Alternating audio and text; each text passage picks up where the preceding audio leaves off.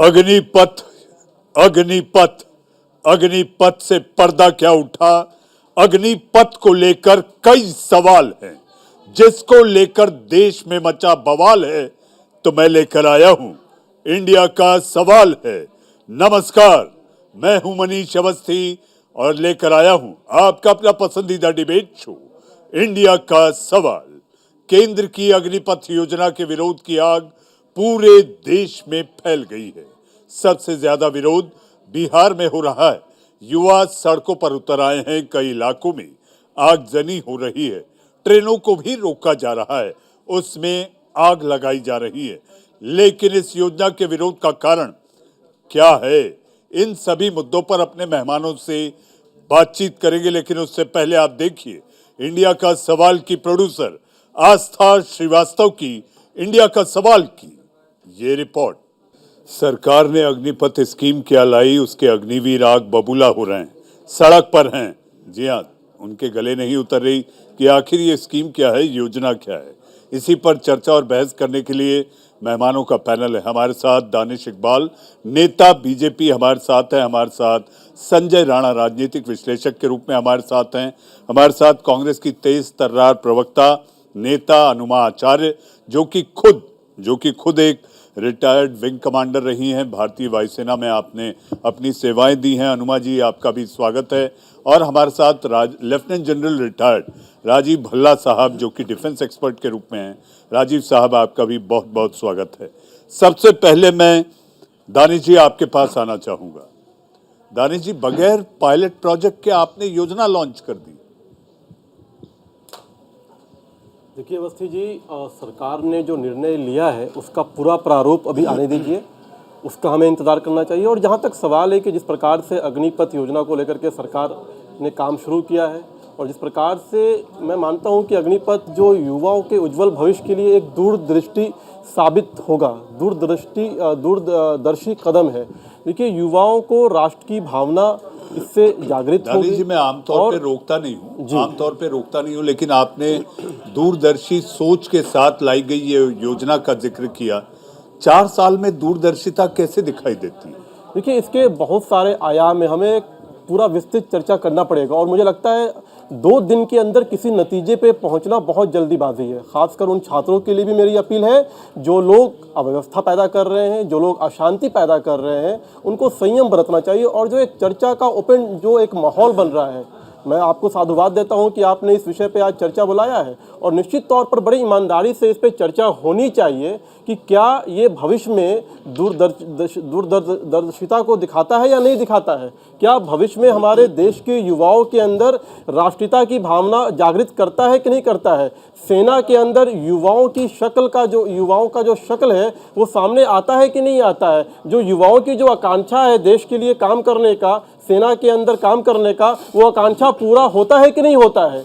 तो ये सारे पहलू हैं, सारे आयाम हैं। मैं बहुत ईमानदारी से इस पे बात करना चाहता हूं कि सरकार ने जो निर्णय लिया है, निश्चित तौर पर इससे देश के युवाओं को फायदा होगा। अवस्थी जी, देखिए, अभी इस प्रारूप को सामने लाया गया है। अभी से ही प्रदेश के अलग अलग सरकारों ने ये कहा है कि 4 साल के बाद जो सेवानिवृत्त हो जाएंगे उनको प्राथमिकता दी जाएगी। अलग अलग जो है नौकरियों में, अलग अलग जो है मंत्रालयों के अंदर, अलग अलग जो है डिपार्टमेंट के अंदर, खासकर पुलिस प्रशासन के अंदर जो है उनको जो है प्राथमिकता दी जाएगी। तो मुझे लगता है कोई भी नतीजे पे निकलने से पहले, कोई भी नतीजा निकालने से पहले ये आपको युवाओं को समझाना होगा। ये आपको युवाओं को समझाना होगा। दानिश जी, आप खुद एक युवा प्रवक्ता नेता हैं पार्टी के, आपके पास आऊंगा। हमारे साथ lieutenant general retired Rajeev Bhalla sahab हमारे साथ हैं। भल्ला साहब, बगैर पायलट प्रोजेक्ट के सरकार ने योजना का ऐलान कर दिया। जबरदस्त आक्रोश है। सड़क पर अग्निवीर घूम घूम कर पथराव कर रहे हैं, घूम घूम कर कंपार्टमेंट में आग लगा दे रहे हैं, आग बबूला है। क्या ये चूक हो गई राजीव जी? देखिए, ऐसे है, सबसे पहले ये जानना जरूरी है कि ये जब प्लान बनाया है और ये कार्रवाई शुरू की है कि ये वाला प्रपोजल जो इनिशिएट हुआ है, किस कारण इनिशिएट हुआ है। ये प्रपोजल इनिशिएट हुआ था तकरीबन 1.5-2 साल पहले, ये सोचकर कि जो फौजियों के पास पैसा बजट अलॉट होता है उसका रेवेन्यू एक्सपेंडिचर जो है, पेंशन बिल जो है, वो इतना बढ़ गया है ओवर द इयर्स कि कैपिटल एक्सपेंडिचर कम हो गया है। तो कैपिटल एक्सपेंडिचर को ताकि न्यू एक्विजिशन वेपन्स इक्विपमेंट किया जाए, उसके लिए क्या तरीका है? तो ये एक तरीका अपनाया गया कि पेंशन बिल को थोड़ा सा कम किया जाए ताकि पैसा कैपिटल में ज़्यादा आए। तो इसलिए ये बेशक पायलट प्रोजेक्ट ना चलाया, बट इसके ऊपर पिछले 1.5-2 साल से डिस्कशंस हो रहा है सर्विसेज के अंदर, और बड़ा सोच विचार के बाद की है। लेकिन ज़रूरी है ये समझना कि इसके दो पहलू हैं इस प्रपोजल के, अग्निवीर के। एक है ऑर्गेनाइजेशनल और दूसरा है इंडिविजुअल। जो ऑर्गेनाइजेशनल गोल्स हैं वो तो मीट हो रहे हैं, लेकिन जो इंडिविजुअल गोल्स हैं, इंडिविजुअल एस्पिरेशंस हैं, वो मीट नहीं हो रही, जिसके कारण ये सारी प्रोटेस्ट हो रही हैं, जलाया जा रहा है, नुकसान किया जा रहा है। और जी पिछले जल साहब, 3 साल जल भला इस समय कांग्रेस से एक संवाददाता सम्मेलन कर रही है। सीधा आपको लिए चलते हैं Congress headquarter. State police forces के अंदर 5,31,000 के करीब रिक्त पद हैं। रेलवेज के अंदर 2,66,000 रिक्त पद हैं, और सभी अगर और भी सब मिला लें तो लगभग 62,29,000 रिक्त पद। और ठेके पर सैनिकों की भर्ती कितने टोटल? केवल 46,000 लोगों को इतना बढ़ा चढ़ा करके, और वो भी युवाओं के साथ में किस प्रकार का भद्दा मजाक है ये भी आपको आगे मैं बताऊंगा। सबसे महत्वपूर्ण इसके अंदर केवल 6 महीने की ट्रेनिंग और 3.5 साल की उसके बाद में सर्विस, और 46,000 में से 3/4 उसके बाद में उनको हटा दिया जाएगा, और वो लोग उसके बाद में सेना में सर्विस करने लायक नहीं रहेंगे। और यही नहीं, सिर्फ 17 और 21 वर्ष के युवाओं को ही इसके अंदर आने का मौका मिलेगा। आज जब हम यहाँ पे आ रहे थे, किसी ने एक दुखद घटना बताई कि हरियाणा में एक इसी प्रकार के युवा जो कि 21 वर्ष से ज़्यादा जिसकी उम्र हो गई थी, उसने अभी आत्महत्या कर ली। पूरे देश भर के अंदर युवाओं के अंदर एक ऐसा माहौल है कि जैसे वो तैयारी करते हुए आए, और हमारे देश के अंदर हमारे सरकार ने उनके साथ में एक भद्दा मजाक किया है। 2 वर्ष से सेना में भर्ती बंद है, और उसके बाद में ये अग्निपथ ठेके के ऊपर सैनिकों को लेने का भद्दा मजाक जो किया गया है, इससे ज़्यादा शर्मदार चीज़ नहीं हो सकती। सैनिकों के लिए 4 चीज़ें सबसे ज़रूरी होती हैं, जैसे अभी चिदम्बरम साहब ने बताया। सबसे पहले हमारे सैनिक प्रशिक्षित होने चाहिए, फिर संतुष्ट और खुश होने चाहिए, तीसरा प्रेरित होने चाहिए, और चौथा सुरक्षित भविष्य उनका होना चाहिए। ये हमारे सैनिकों के अंदर होना चाहिए। लेकिन क्या वो प्रशिक्षित होंगे सिर्फ 6 महीने की ट्रेनिंग के साथ में? क्या वो संतुष्ट होंगे? केवल 30,000 रुपये शुरू की तनख्वाह मिल रही है, और उसके बाद में मात्र 30,000 से 40,000 4 साल के बाद में उनको तनख्वाह होगी। क्या वो संतुष्ट होंगे? क्या वो प्रेरित होंगे? जब उनका कोई अपना यूनिट अपने के अंदर रहने के लिए नहीं होगा, अपने साथियों के लिए लड़ने के लिए, उनके लिए जान देने के लिए नहीं होगा, तो क्या हम अपने सैनिकों को इतनी प्रेरणा के स्रोत, इतने प्रेरित हम कर रहे हैं अपने सैनिकों को? क्या उनका भविष्य जब सुरक्षित नहीं होगा, जब उनको पता होगा कि हर 4 में से 3 लोग नौकरी में आगे से नहीं रहेंगे, तो क्या उनका भविष्य सुरक्षित रहेगा? तो जब वो प्रशिक्षित नहीं, जब वो संतुष्ट और खुश नहीं, जब वो प्रेरित नहीं, जब उनका भविष्य सुरक्षित नहीं, तो कैसे हमारे देश की सीमाओं की रक्षा ये सैनिक अच्छी तरीके से हमारी सेनाएं कर सकती हैं? हमारे देश की सरकार कैसे हमारी सीमाओं की रक्षा और बेहतर तरीके से कर सकती? भारत की तीनों सेनाओं की एक विशेष गरिमा, इतिहास, चरित्र व अनुशासन की परिपाटी है। सेना में सबसे बड़ा एसेट सैनिक होता है, जो यूनिट के जुड़ाव के आधार पर लड़ता है और देश की रक्षा करता है।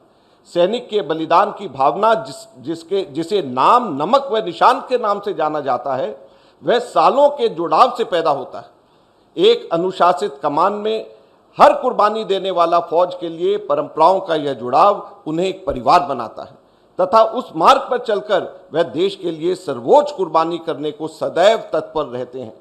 क्या 4 साल के कॉन्ट्रैक्ट भर्ती के सैनिक इस परंपरा, परिपाटी, जुड़ाव व अनुशासन की भावना अपना पाएंगे? क्या इतने थोड़े समय में यह संभव हो पाएगा?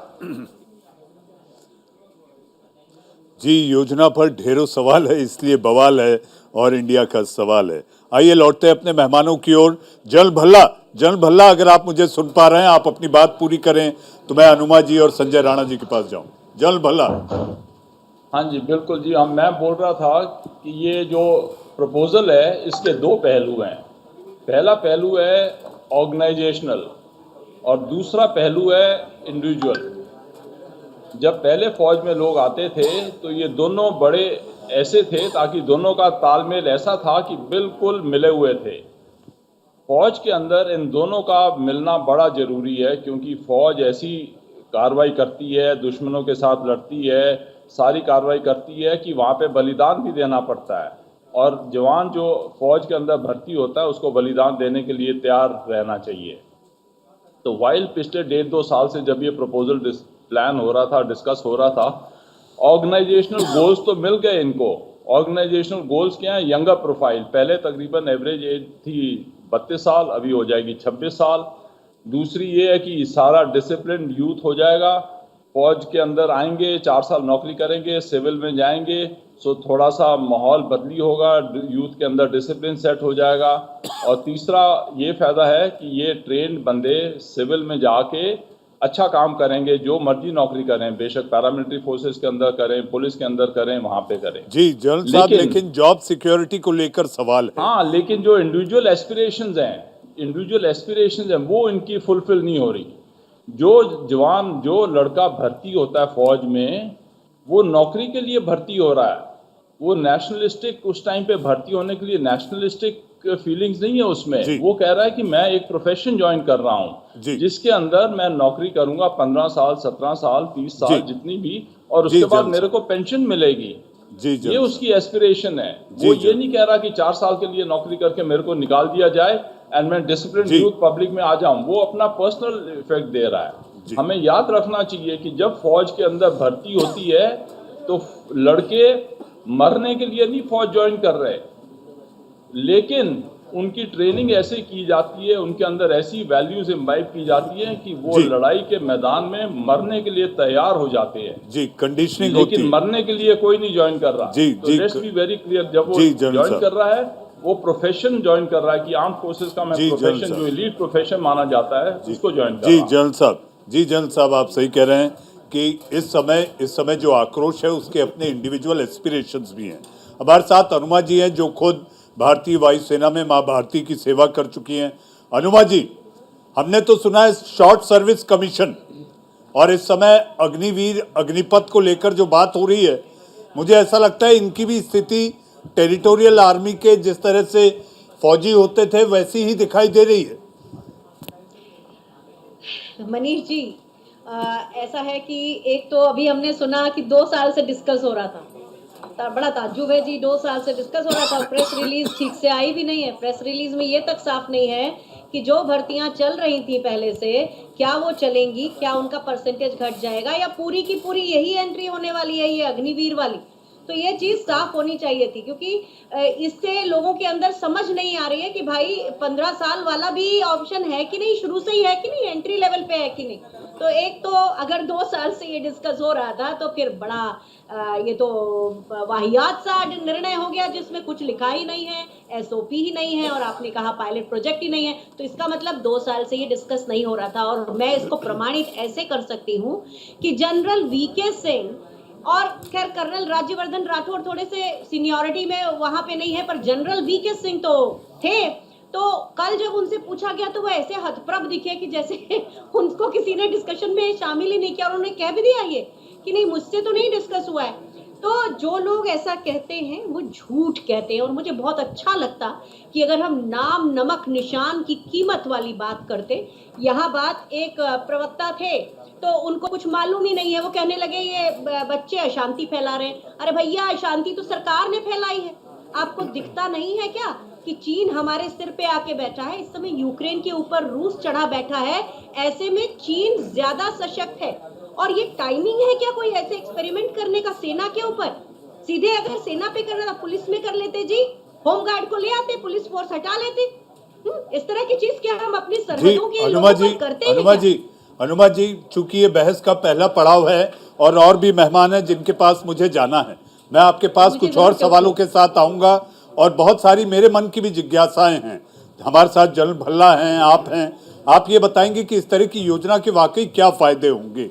हमें फायदों पर बात करनी चाहिए। मुझे ऐसा लगता है नकारात्मकता अगर फैलेगी तो युवा वैसे ही बहुत परेशान है, ये सुनकर और ज्यादा परेशान हो जाएंगे। जी अनुमा जी अनुमा जी आता हूं आपके पास। हमारे साथ दो और मेहमान, अजय वर्मा जी कांग्रेस के प्रवक्ता, और हमारे साथ वंशराज दुबे आम आदमी पार्टी के प्रवक्ता हमारे साथ हैं। संजय राणा जी, बेरोजगारी दूर करने के लिए सरकार ने एक फॉर्मूला बना, सरकार रोजगार दे रही है लेकिन वो शॉर्ट टर्म रोजगार हैं। जिस तरह जनरल भल्ला ने कहा, इंडिविजुअल इंस्पिरेशन जो होते हैं वो पूरे होते नहीं दिखाई दे रहे। मनीष जी, मैं इसको थोड़े दूसरे तरीके से देखना चाहता हूं और आपके सामने प्रस्तुत करना चाहता हूं कि चीज़ें हैं क्या। देखिए, राजनीति से हटकर हम इस पर चर्चा करना चाहते हैं क्योंकि देश का मामला, युवाओं का मामला, रोजगार का मामला। अगर आप देखिए, जो 17 से 21 साल के बच्चों को जो रोजगार दिया जा रहा है, तकरीबन स्टार्ट होता है 2,51,000 से 2,77,000, 3,06,000, 3,36,000, तकरीबन 11,72,164 रुपये वो पूरे टेन्योर में अपने 4 साल में कमाता है। हमें ये नहीं समझ में आता कि ऐसा 17 साल से 21 साल का बच्चा कौन है इस इंडस्ट्री में जो इतना पैसा कमाता है। नंबर 1। नंबर 2 में आता हूं कि अगर वो 21 साल को रिटायरमेंट की एज नहीं होती है, उसमें से भी तकरीबन 25% यानी फोर्थ जो होगा, 3-4 में से जो 1/4 होगा उसको एब्जॉर्ब कर लेगी आर्मी। उसकी क्राइटेरिया होगा, उसमें कंपटीशन होगा। अब मैं आता हूं उसके बाद, अगर आप उसके बाहर देखते हैं तो उसके पास एक तो अनुशासन, देखिए सोसाइटी में क्या है, अनुशासित होना बहुत जरूरी होती है। अनुशासन के साथ साथ आपके पास एक हुनर है, तो आप अनुशासित है और हुनर है। 21 साल के बाद आपके पास पूरा भविष्य बना हुआ है कि आकर के आप रोजगार कर लीजिए। मैं आपको एक छोटा सा एग्जाम्पल दे के अपनी वाणी को विराम दूंगा यहाँ पे। आप कुछ साल पहले चले जाइए, सिर्फ दूरदर्शन हुआ करता था, आज तकरीबन 20 से 25 चैनल्स हैं जिसमें नवयुवकों को रोजगार मिल रहा है। तो और एक से एक नई चीजें, इन्वेंशन लेके आते हैं, तो हमें कहीं ना कहीं से शुरुआत करनी पड़ेगी। आप एग्जाम्पल सिंगापुर का देख लीजिए, इजराइल का देख लीजिए, कई ऐसी कंट्रीज हैं जो इन्वेंशन करती हैं, कुछ अपने आप को एक तरह से ट्रेंड करते हैं, अपने नागरिकों को ट्रेंड करते हैं, वो आर्मी में सर्व करते हैं। हो सकता है वो पायलट प्रोजेक्ट या कंसेप्ट लेके गवर्नमेंट आना चाहिए। संजय जी, मुझे ब्रेक लेना है, लेकिन उसके पहले मैंने फ्रेम में अजय वर्मा जी को देखा आपके जवाब पर तालियां बजाते हुए। ये हमारे पुराने मित्र हैं, ताली बजा रहे थे। अजय जी, आखिर ताली आपकी क्यों बज रही थी? मैं चाहूंगा कि एक वाक्य में आप जवाब दें, मैं ब्रेक लूं और फिर ब्रेक के बाद आपसे और वंशराज दुबे जी से मैं अपने सवालों का सिलसिला शुरू करूं। अजय जी नमस्कार। नमस्कार। मेरी सबसे पहले बुलंद आवाज मनीष जी और सबको नमस्कार। क्षमा चाहूंगा देरी के लिए कि मैं जयपुर आया हुआ था प्रोग्राम से, यहाँ घेराव के उसके कार्यक्रम में, तो था मैं यहाँ। अब मैं ये बताना चाह रहा हूँ कि मैं इसलिए संजय जी पे ताली बजा के इनका अभिनंदन कर रहा हूँ कि सरकार की उस नीति के जिसके खिलाफ हजारों लाखों करोड़ों बच्चे सड़कों पर है, किस तरह से उस सफेद पोशी के साथ, साफ गोई के साथ, सफाई के साथ सरकार का समर्थन करने जा रहे हैं। मेरी ये इसलिए हंस रहा हूं। मैं सरकार का समर्थन अजय भाई बिल्कुल नहीं कर रहा हूं। पूर्ण रूप से और मैं एक चीज इस बात पे रखना चाहता हूं कि सरकारी नौकरी सब कुछ नहीं होती है। इस कंसेप्ट से चलेंगे तो 3,60,00,000 की सरकारी नौकरी है सिर्फ। मैं आर्मी की छोड़ के बात कर रहा हूँ। क्या 3,60,00,000 लोग? अजय जी, आप जानते हैं किसी भी शो की मजबूरी होती है ब्रेक लेना, वरना पीसीआर आपके कान में लगातार कहता है ब्रेक लेने का वक्त आ गया। अजय जी, थोड़े से इंतजार के बाद हमारे साथ सारे मेहमान बने हुए। हमारे साथ lieutenant general retired Rajeev Bhalla sahab, Anuma आचार्य जी, दानिश इकबाल जी, वंशराज दुबे, अजय वर्मा जी और संजय राणा। वक्त है एक ब्रेक का। ब्रेक के बाद चर्चा करेंगे। जी हाँ, न पेंशन इसलिए टेंशन। ब्रेक के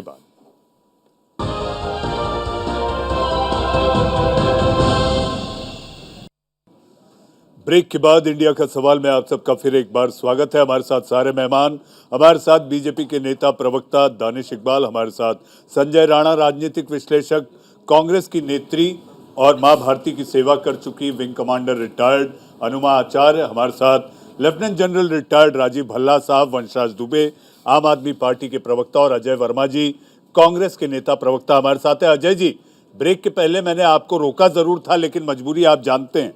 मैं चाहूंगा आप अपनी बात पूरी करें तो मैं वंशराज दुबे जी के पास जाऊं और उसके बाद सारे मेहमानों के पास फिर कई सवाल लेकर पहुंचूं। मेरा अनुरोध ये है कि देखिए, जो बीजेपी के प्रवक्ता है वो अपने समय में अपनी बात रखें, लेकिन जो आपके यहाँ कुछ को एंकर कहूं मैं या उनके तेल कंपनी वाले कहे तो वो प्लीज बीच में डिस्टर्ब ना करें, भाई है, हालांकि छोटे भाई हैं, कहीं कोई दिक्कत नहीं है, तो मेरी पूरी बात सुन लें जरा। देखिए, अब मैं ये कहना चाहता हूं बड़ी विनम्रता के साथ, ये देश जब से आजाद हुआ, आर्मी का जो रोल, ये देश है वीर जवानों का, अलबेलों का, मस्तानों का, इस देश का यारा क्या नहीं, ये पिक्चरों में भी ये गाना है, ये भारत शौर्य का, वीरों का देश। हाँ, जब देश आजाद हुआ और आजादी से पहले आजादी में आरएसएस के लोगों, बीजेपी के लोगों का कोई योगदान नहीं था। इनकी गवाही पर शहीदों को फांसी दी गई। अवस्थी जी इनमें वही- देखिए, ये आजादी कहाँ से कहाँ चले जा रहे हैं? ये हर विषय आजादी पे के- आजादी आरएसएस के को समय- लाना, ये क्या क्या दर्शाता हमें है? नहीं समझ आप में आज आता के इस है मुद्दे पे बहस आपकी कीजिए ना। कांग्रेस पार्टी ने देश को आजाद कराया था, हमारे भाई, माता बीच में पिता, सुन हमारे लो पूर्वजों मेरी। का उसमें कोई योगदान फिर नहीं आप बीच में था। आ- किस ना सुन तो जो लो गलत यार। बात होगी तो अजय जी इसमें गलत टोका नहीं जाएगा है। आपको। गलत आप नहीं हमारे है, साथ सुनो कई जगह डिबेट में बैठते हैं, हम लोग ऐसे ही चर्चा करते हैं। आप आर्मी के देश के नौजवान का मित्रों, 2 करोड़ नौकरी आपको हर साल मिलेंगी, 2 करोड़ भाइयों बहनों, 15 लाख, ये महाजुमलों की सरकार है। अब फिर इन्होंने कहा एक नया जुमला गुजरात के चुनाव के, कि अब 10 लाख नौकरी आपको मिलेंगी। अब मैं वो तो छोड़ रहा हूँ, अब मैं ये कह रहा हूँ कि आर्मी के नौजवानों के साथ ये जो कह रहे थे 4 साल बाद बच्चा सरकारी नौकरी करके ट्रेंड होके, आपने उसे कोई सर्टिफिकेट ट्रेनिंग करके दे दिया, जब वो बाहर निकलेगा उस नौकरी के बाद और वो फ्रस्ट्रेशन आएगा उसमें कि 21 साल में या 22 साल में, और देश में जॉब की हालात, बेरोजगारी उच्चतम स्तर पर, व्यापार सर्वोच्च निचले स्तर पर, जीडीपी का हाल आप देख रहे हैं, तो वो देश में क्राइम बढ़ेगा। मैं ये दावे के साथ कह रहा हूं आज, अगर सरकार इस तरह की बिल्कुल नीति- अजय अगर जी, इस आपको बात से एंकर हम साहब- सहमत नहीं है, क्योंकि आप एक तो ऐसा माहौल हमारे देश का खराब है, कृपया करके जनता को बरगलाए मत, जब आप अपने बरगलाए एंकर मत। बोले ना, मनीष देखिए जी, ऐसा है, अब मैं- 21 साल अब का मैं एक चीज और नवयुवक कह रहा हूं, अगर एक बाहर चीज और आता कह है रहा तो हूं, उसके मनीष। पास पूरा जीवन अगर है। किसी यहाँ पे टीवी 21 एंकर साल को- के बाद हम लोगों ने जॉब स्टार्ट सुनिए, की थी, अगर 21 किसी साल तक टीवी पढ़ रहे एंकर थे भाई बीच और में 21 बोलो साल मत, तक बोलो आदमी यार, संजय अगर जी, 11 लाख संजय जी, 62,164 रुपए संजय जी, कमाता है तो कम नहीं संजय है। जी, संजय जी, अजय जी कुछ टीवी एंकर के बारे में कह रहे हैं, जरा सुनो तो अजय जी क्या कहते हैं। अजय जी हाँ, अपनी ये बात मुझे सुनो। टीवी एंकर बुलाते हैं। आदरणीय मनीष जी, 4 साल में टीवी में किसी चैनल में एक कोई एंकर आ जाए और उसको 50,000, 40,000, 60,000 या उसको तनख्वाह मिलने के बाद 4 साल में वो देश और प्रदेश 5 साल का, चूंकि कार्यकाल लोकसभा का 6 साल का राज्यसभा का होता है, 4 साल में वो समझेगा, फिर उसको कह दिया जाए कि आपको ये पेंशन देंगे और आप घर जाइए, तो जरा उसके मन पे क्या बीतेगी। बच्चा जवान भी नहीं हुआ था, एक हाय मुझको मिल रही है किस गुनाहों की सजा, मैं जवां होने ने पाया था कि बुआ हो। दानिश इकबाल जी, अवस्थी उसको जी- जॉब सिक्योरिटी नहीं दिखाई दे रही। अजय जी की भी यही राय दिख रही है। अवस्थी जी देखिए, अभी जो कांग्रेस के मित्र ने जो बातें कही उसमें एक भी बिंदु जो था इस विषय को लेकर के, अग्निपथ के विषय को लेकर के एक बिंदु नहीं था। उन्होंने क्या बात की, आरएसएस की बात की, उन्होंने क्या बात की, आज़ादी की बात की, उन्होंने क्या बात की, ऐसे मुद्दे को रखना जिसका कोई आज के विषय से संबंधित नहीं है। तो मुझे लगता है कि ये दिखलाता है कि कांग्रेस पार्टी किस प्रकार से भारतीय जनता पार्टी को लेकर के इतनी विचलित क्यों है, उसकी ऐसी मानसिकता क्यों है। आप ईमानदारी से अगर आपके पास कोई आलोचना करने के लिए अगर कोई ठोस अगर कोई विषय है तो आलोचना कीजिए, लेकिन संघ पे वार कर देना, आजादी में चले जाना कि आप आजादी में आपका अधिकार नहीं था। क्या हमारे पूर्वज अधिकार आजादी के लिए नहीं लड़े, उन्होंने जान नहीं गंवाई क्या? ये इस देश में कहना कि आपके पूर्वजों ने आजादी में भाग नहीं लिया, मुझे लगता है ये सबसे शर्मसार है, ये सबसे गलत बात है। ऐसी बातें नहीं करनी बड़ा चाहिए। दुख होता है कि आप पूर्वजों ने लिया था। अरे और आपको तो यही अवस्थी पता है जी, कि आपकी जो पार्टी बनी थी वो कांग्रेस की पार्टी किसने बनाई थी? और एक अंग्रेज ने बनाई थी। जिस पार्टी को अंग्रेज आज चलाता है और अंग्रेज ने बनाई थी, उसका समावेश क्या हो सकता है अजय जी? और अजय जी सुनिए, आप जॉब सिक्योरिटी की बात कर रहे हो, आपने लगता है कि अभी जीवन में जॉब तो किया नहीं है, इसलिए आप जॉब सिक्योरिटी की बात कर रहे हो। संजय जी, व्यक्तिगत 136 करोड़ लोग आक्षेप से देख रहे बचिए। हैं। व्यक्तिगत देखिए, आक्षेप ना अवस्थी किए जी, जाए। अवस्थी जी, मैं मुद्दों पे आता व्यक्तिगत हूं। आक्षेप से हमें अवस्थी जी आते हैं उस पे। अब ये बताइए कि जितने सारे लोग जो प्राइवेट नौकरी कर रहे हैं, चाहे इस चैनल पे जहां पे हम सब बैठे हुए हैं, आपने इनकी दी जॉब नौकरी सिक्योरिटी उनको, है? आपने किसकी कही जॉब है, आपने सिक्योरिटी दिया, बता दीजिए आज के दिन में? आपकी छीन जान लिया की आपने। सिक्योरिटी है? आप कल 16 बचोगे कि नहीं करोड़ लोगों बचोगे, को या हम बचेंगे कि नहीं बचेंगे? नौकरी मुद्दा खो छीन के रहा आ रहे हो है। 2014 से। मनीष जी, झूठ मुद्दा बोल रहे खो हो, रहा बैठ के है। झूठ जी, दिखाओ। जी। जी, मनीष भाई, मैं मुद्दों पे आना चाहता हूं। झूठ उगाओ। अजय जी, मुझे झूठ ऐसा बोल लगता रहे है हो बैठ के। बताओ कितनी नौकरी दी है, कौन सा डाटा है? मनरेगा अरे को नौकरी किसने, बता दो आपने कितनी नौकरी दी है मुझे ये बता हाँ, दो। हमने दिया नौकरी। आजादी से हमने लेकर अभी सुना, तक आप हमने लोगों ने लोगों हर को चीज झूठा को वादा नहीं गड़बड़, करा, झूठा अरे नहीं वर्ल्ड करा। में कोई कंपनी हमने बता 15 दो, लाख का वादा आप नहीं बता करा। दो फ्यू हमने सेक्टर को 5 छोड़ की बात करके नहीं वर्ल्ड करी। में गवर्नमेंट का काम होता है, यहाँ मेरे पे ख्याल हर से चीज गवर्नमेंट मेरे चाहिए। ख्याल से अजय ये आप लोग काम नहीं कर रहे। अजय जी, संजय राणा जी, अजय जी, संजय राणा जी, मेरे साथ एक और पार्टी के नेता हैं। उसके बाद मुझे जनरल भल्ला और विंग कमांडर हनुमा आचार्य के पास भी जाना है। वंशराज दुबे जी, अरविंद जी ने कहा एक ट्वीट के जरिए, उनका ऐसा कहना है कि युवा 4 साल के लिए रोजगार नहीं चाहता, वो देश की सेवा जिंदगी भर के लिए करना चाहता है, जो कि एक उम्र सुपर एनिवेशन की तय है, वहां तक वो काम करना चाहता है। वंशराज जी।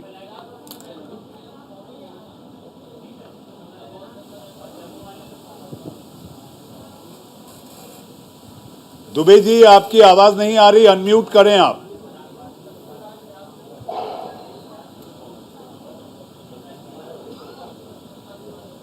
दुबे जी तक हमारी आवाज नहीं पहुंच पा रही है। हम लौटते हैं। हमारे साथ lieutenant general retired Rajeev Bhalla sahab है। भल्ला साहब, जल साहब, एक पूर्व अध्यक्ष ने, एक सेना के अध्यक्ष ने ये कहा है कि आमतौर पर पेशेवर सेनाएं जो होती हैं वो रोजगार योजनाएं नहीं चलाया करती। बिल्कुल ठीक बोला है, क्योंकि फौज जो है, जो आर्म्ड फोर्सेज हैं, देश का लास्ट बैस्टियन है।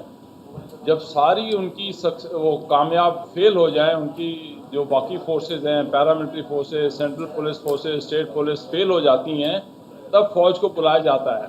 और वो ऐसा इक्का है हुक्म का कि अगर वो फेल हो जाए तो फिर सारा देश फेल हो जाता है। इसलिए ऐसा ज़रूरी है कि जब फौज को बुलाया जाए किसी कार्रवाई के लिए, इंटरनल सिक्योरिटी के लिए, सीआई ऑप्स के लिए, बॉर्डर पे लड़ाई के लिए, तो ऐसी होनी चाहिए ट्रेन, ताकि उनको पक्का हो कि वो जीतेगी। क्योंकि लड़ाई के अंदर there are no runners up, there are no awards for runners up. या तो लड़ाई जीत के वापस आओगे या फिर हार के देश गवा दोगे। तो इसलिए ज़रूरी है कि जो हम लोग लें, जो ये बच्चे आएँ, 6 महीने की ट्रेनिंग जो थोड़ी कम लग रही है, वो ऐसा इम्बाइब किया जाए कि वो पूरी ट्रेनिंग करके पूरा इम्बाइब करें, वैल्यूज़ हैं, जो इथॉस है, जो कल्चर है फौज का, और फिर लड़ाई के लिए जाएं। जी, तो इसलिए बहुत जरूरी है कि यह कार्रवाई की जाए। जी, जल साहब आपके पास आऊंगा और ये भी जानना चाहूंगा, आखिर ये योजना है, इससे युवाओं का भविष्य बनेगा या बिगड़ेगा? विंग कमांडर हनुमा आचार्य, हनुमा जी, आपको लगता है कि 4 साल ट्रेंड युवा 4 साल बाद आखिर क्या करेंगे? आपको लगता है कि ये सैनिकरण के लिए खतरा भी पैदा हो सकता है? 2 तरह से है। पहली चीज तो ऑर्गेनाइजेशन को कोई फायदा नहीं हो रहा, क्योंकि आप उसको साल में छुट्टी भी देंगे ना, 60 दिन की तो देंगे, 90 दिन की नहीं देंगे तो वो छुट्टी लेगा। और मतलब आप ये समझ लीजिए 4 साल में 60 दिन की छुट्टी है, तो टोटल 8 महीने की ये छुट्टी हो गई, 6 महीने की ट्रेनिंग हो गई, 12 महीने ये निकल गए आपके 14 महीने। और उसके बाद आप उसको जब जा रहा होगा तो 2 महीने और उसको क्लियरेंस के लिए देंगे। तो आपके पास वो बचा ही एक पोस्टिंग टेन्योर के लिए। आप उसको क्या विशिष्ट आयुध की ट्रेनिंग दे सकेंगे, या किसी पर्टिकुलर इक्विपमेंट पे आप कैसे ट्रेन कर सकेंगे? उसका काम ही रहेगा ये उठाओ, वो रखो, फाइल मैनेज करो, जो मैंने पहले कहा। और सबसे इंपॉर्टेंट बात ये है, अब बंदे की तरफ से, अब हम इंडिविजुअल की तरफ से सोचें। ये असल में हुआ क्या है कि एक है स्टार्टअप नेशन नाम की किताब, जो इजराइल के ऊपर लिखी गई है, 2009 में लिखी गई है। अब ये सारी चीज इजराइल के जो 70 लाख की पॉपुलेशन है, वो चीज हिंदुस्तान की 135 करोड़ की पॉपुलेशन पे ये इंप्लीमेंट कर रहे हैं। सरकार की बुद्धि नहीं है, क्योंकि आप दिल्ली में सेब नहीं उगा सकते, तो आप अगर वहां का चीज यहाँ करेंगे तो आप कैसे उस चीज को जस्टिफाई कर पाएंगे? एक युवा जो 17 साल में आता है 10वीं पास, और बाहर जाएगा तो उसकी क्या क्वालिफिकेशन है? वही 10वीं पास। और जब उसके साथ वाले लोग आगे बढ़ चुके होंगे, तो आप ये सोचिए ना कि आप उसको, बंदे को आप क्या दे रहे हैं, उस युवा को क्या दे रहे हैं? ना तो एक्सपर्टीज दे रहे हैं, और आप कह रहे हैं कि वो अनुशासन वाला बना। जी नहीं, वो डिप्रेस्ड बना, क्योंकि आखिरी में जब वो 25% में नहीं आएगा, जब उसको उस रिजेक्शन से सामना होगा, तो क्या करेगा वो? तो ना तो हमारी सेनाओं को कोई बेनिफिट है। ऐसे लोग जो खुद पेंशन लेकर बैठे हैं और दूसरों के ना मिलने पर खुश होते हैं, उन पर मैं शर्मिंदा होती हूँ कि उन्हें नाम, नमक और निशान की कीमत नहीं है। सत्ता के सामने इतना झुकते हैं कि डर के मारे कुछ नहीं बोल पाते। दानी जी, नौ सीखिए। डिफेंस की तरफ से जो है उनको कह रही, 9 सीखिए, जवानों की संख्या बढ़ जाएगी, ये संकेत दे रही है हनुमा जी। देखिए अवस्थी जी, इस विषय को जिस प्रकार से कांग्रेस पार्टी या जो भी विपक्ष के लोग हैं जिस प्रकार से 2 दिन के भीतर अरे भाई मैं नहीं फौजी हूँ, समझे? नहीं, मैं तो आपको मैडम आपको सलाम करता हूँ, मैं आपको जानता हूँ, हाँ, बहुत सलाम करिए और बहुत मेरी बार बात हम को लोग भी डिबेट पे सलाम बैठे करिए, हैं। क्योंकि मैं ये मैडम सलाम मैं चाहिए, आपकी आलोचना नहीं कर रहा आपको। हूँ मैडम, मैं आपकी आलोचना नहीं कर रहा हूँ। मैं आप ना फौज के बारे में जानते नहीं है, आप इसको जी हर बिल्कुल, कोई आप ज्यादा जवाब जानती हैं, मैं समझ आपका के मत सम्मान बोलिए। करता हूँ मैडम, आप ज्यादा जानती हैं बिल्कुल, क्योंकि मैं आप फौज आपका में रही सम्मान हैं, करती हूँ, मैं आप आपका सम्मान फौज में करती रही हूँ, हैं, क्योंकि लेकिन आप मुझे एक अच्छा भी इंसान है, बस खत्म। लेकिन मुझे भी बोलने का मौका दीजिए। हाँ लीजिए, बोलिए। अवस्थी जी मैं ये कह रहा हूँ, पार्टी ने आपको बुलाने के लिए भेजा है। अवस्थी जी मैं ये कह रहा हूँ कि देखिए, जब जब इस देश के अंदर 2014 के बाद भारतीय जनता पार्टी ने जो भी जनता के हितों में, देश के हितों में जो भी कानून या जो भी फैसला लाने का काम किया, हमने विपक्ष को देखा किस प्रकार से उन्होंने देश को बदनाम करने का काम किया, किस प्रकार से देश के अंदर अराजकता फैलाने का काम किया। तो आज भी वही नज़ारा हमें देखने को मिल रहा है कि जो विपक्षी पार्टियां हैं, जो विपक्षी दल है, वो हर मुद्दे को राजनीतिकरण करना चाहती हैं। मैं ईमानदारी से कहना चाहता हूं, बिल्कुल आप बैठिए ना, आप ओपन चर्चा कीजिए ना, आपको लगता है कि इसमें कुछ चर्चा गुंजाइश है तो करवाता कौन कीजिए है? ना गुंजाइश श्रीमान, इसके आपकी अंदर, पार्टी लेकिन चर्चा नहीं सिर्फ करवाती। आरोप लगा बाकी देना, तो मैं आपके सिर्फ पार्टी में सिर्फ कहाँ सिर्फ लोग निगेटिविटी जनता फैला पार्टी देना, के सिर्फ तरफ जा रही निगेटिविटी है फैला आपकी देना, मुझे पार्टी। लगता है कि ये एक अच्छा संकेत नहीं है। इसके पॉजिटिव जो है भाई, पहलू चर्चा है उसको कहाँ भी कर देखना रहे हैं आप चाहिए। लोग किसी से? देखिए अवस्थी जी, क्या जो मेरा 25% रखा है क्या? जो 25% लोगों को जॉब मिलेगी, उसके अंदर एक कंपटीशन लेवल भी हाई लेवल का होगा। उनको मालूम होगा कि 4 साल के अंदर मुझे अपना बेस्ट देना है, ताकि उस कंपटीशन लेवल पे जाकर के मेरा सिलेक्शन उसके आधार पर हो।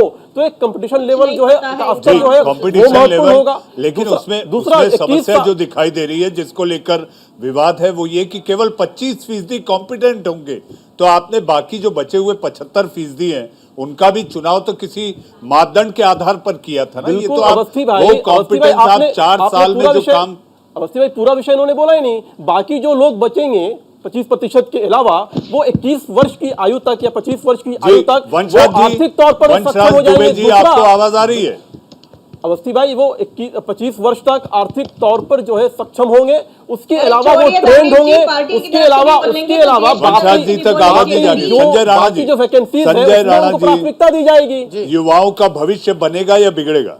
देखिए ऐसा है कि हमें नहीं लगता कि युवाओं का भविष्य बिगड़ेगा। देखिए अभी हमारी जो काबिल मित्र है, जो आर्मी की एक्स आर्मी है, ये कटाक्ष कर रही है नहीं, एक्स एयरफोर्स है, एक्स एयरफोर्स, सॉरी, ये डिप्रेशन आ जाएगा। डिप्रेशन कैसे हो जाएगा? आप देख लीजिए, आज हम आईआईटी की अगर कोचिंग करने जाते हैं और टेस्ट में अपेयर होते हैं तो हमारा, अरे सुन लीजिए मैडम, सुन लीजिए, आपके बीच में बोला नहीं था। आप शांति सुनिए, शांति सुनिए, शांति सुनिए, आप कृपया करके शांति सुनिए। पूरी बात अगर मैं बोल रहा हूँ, पूरी बात कंप्लीट होने दीजिए, फिर बात कीजिए।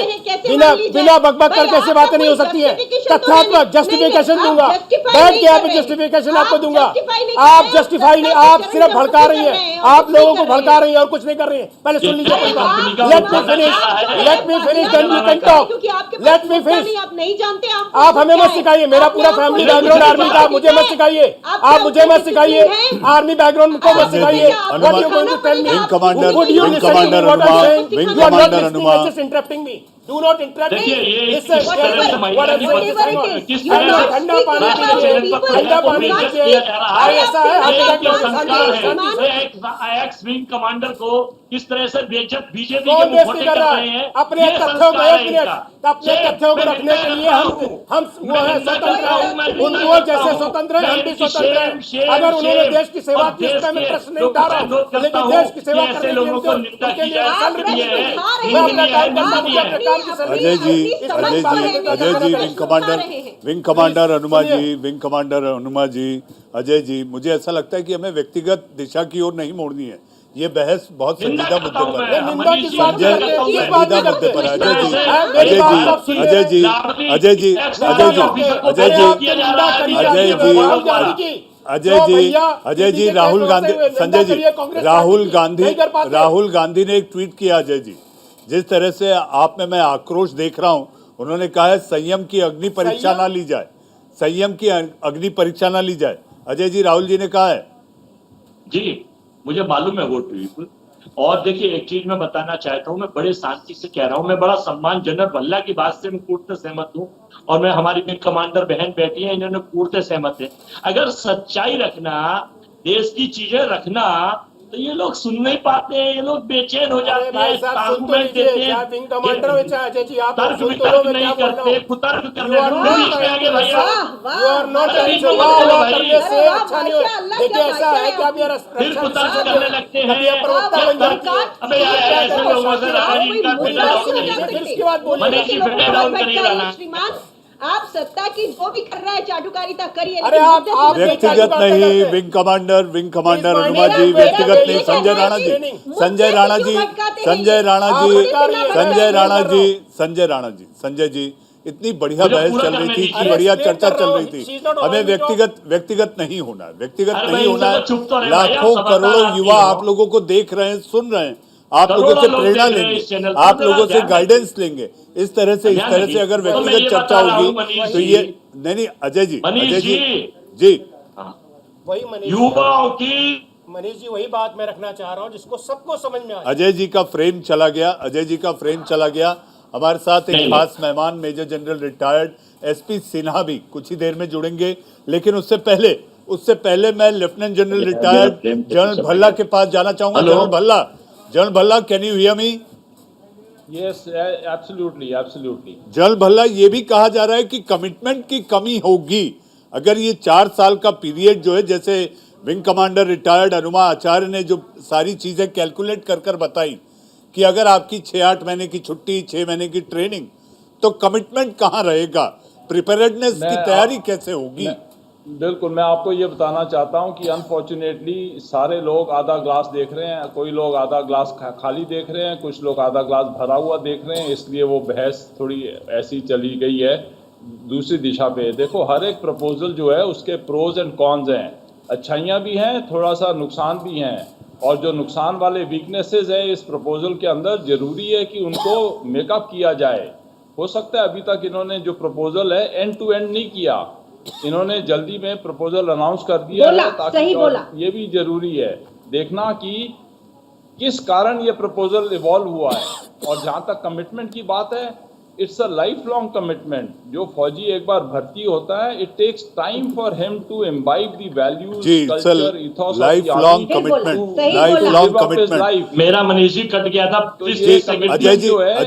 अजय जी हमारे साथ major general retired SP Sinha साहब भी जुड़े हैं और मुझे बहस खत्म भी करनी है, माफी के साथ। मुझे आपको केवल पता 30 है सेकंड दे दीजिए, उसके बाद 30 सेकंड। जी बताएं। देखिए, चाइना पूरी तरह से अंदर घुस गया, लद्दाख में पुल बना रहा है, किसी को नहीं देखना, ना जिल्ले इलाई बोल रहे, ना छप्पन बोल रहे। अब मुझे तो ये लग रहा है, कुछ लोग बता रहे हैं, इसमें चर्चा है सर, ऐसा है कि आर्मी को कमजोर करने की निकट भविष्य में जो साजिश चल रही है हमारे जवानों के ऊपर, इस तरह से किस तरह की ये साजिश है, ये ऐसे प्लानिंग ला रहे हैं। अवस्थी जी देखिए, वो लोग जो सेना के शौर्य पे सवाल उठाते थे, जिन लोगों ने सेना के शौर्य पे सवाल खड़ा किया, जिन लोगों ने पाकिस्तान की भाषा बोली, वो ऐसी बातें कर रहे हैं, वो ऐसी बातें कर रहे हैं। संजय राणा जी, दानिश इकबाल जी मेरे साथ माँ भारती की सेवा कर चुके एक और major general retired SP Sinha साहब हैं। सिन्हा साहब, चूंकि आप आखिर में जुड़ रहे हैं और मेरे पास वक्त भी सीमित है, कॉम्बैट प्रिपेयर्डनेस, अगर ये 4 साल वाले हमारे युवा सेना में भर्ती होते हैं तो ये कॉम्बैट प्रिपेयर्डनेस के लिए जो इफेक्टिव टाइम मिल रहा है वो केवल 2.5 से पौने 3 साल मिल रहा है। यार मनीष भाई, मुझे तो ताज्जुब लगता है लोगों को ज्ञान पे। मैं एक सिंपल एग्जांपल लेता हूँ इन्फेंट्री बटालियन का। इन्फेंट्री बटालियन में तो alpha company, Bravo company, Charlie company, delta company, जो कि बेसिकली लड़ाई लड़ती है। बाकी जो कंपनी है सपोर्टिंग कंपनी, ट्रूप्स ये जो इंडक्ट होंगे वो ऐसे ड्यूटी पे होंगे जिससे हमारी ऑपरेशनल एफिशिएंसी, कॉम्बैट एफिशिएंसी में कमी ना हो। वो क्यों हंस रही है? समझ रहे हैं आप लोग? वही हंसी हो तो रही है, कहा इनकी था बातें मैंने हंसी हो रही है। कि सन्ड्रीज- ये कांग्रेस सन्ड्रीज प्रवक्ताओं को जॉब हंसी की कैसे आ जाती है? हनुमा जी, कैसे हंस रही है? हनुमा जी विंग अरे कमांडर कम से रिटायर्ड। कम अरे भाई साहब, गवर्नर बनने गए थे, आप वो ऐसे बोल ही रहे हनुमा बात जी, है। हनुमा जी, आपको अजय जी, सरकार अजय की जी, चाकू ताने अजय जी, का- आप क्या अजय चाकू जी, काटते हैं? अजय जी, अजय जी, खुद कह दिया। अजय जी, खुद कह दिया। आपने बिहार का मनीष जी। खुद कह दिया। let us respect the presence of Major General Retired वो SPC ही नहीं जाए।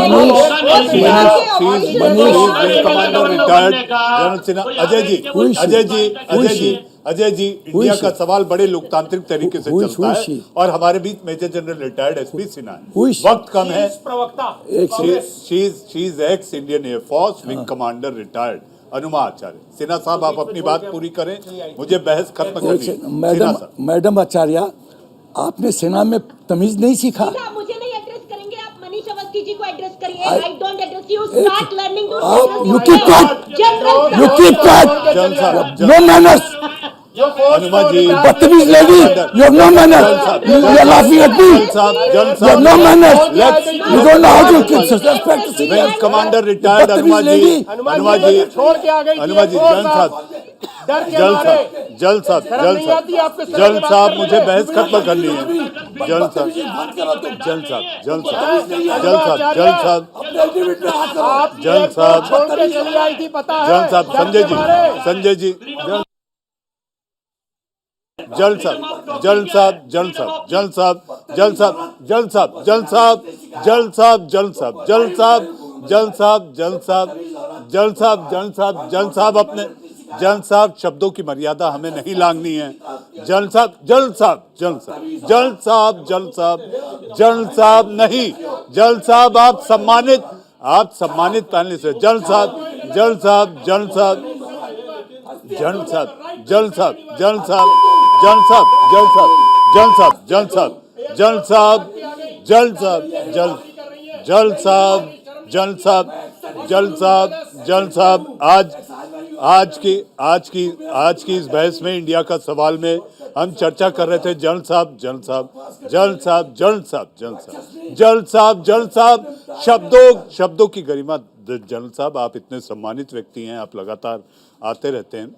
मुझे इंडिया का सवाल खत्म करना है। युवाओं के बीच में आखिर अग्निपथ को लेकर इतना गुस्सा क्यों है? उन्हें लगता है कि 4 साल बाद न वेतन न पेंशन, इसी का है टेंशन। इंडिया का सवाल में आज के लिए बस इतना ही। वक्त है एक छोटे से ब्रेक का।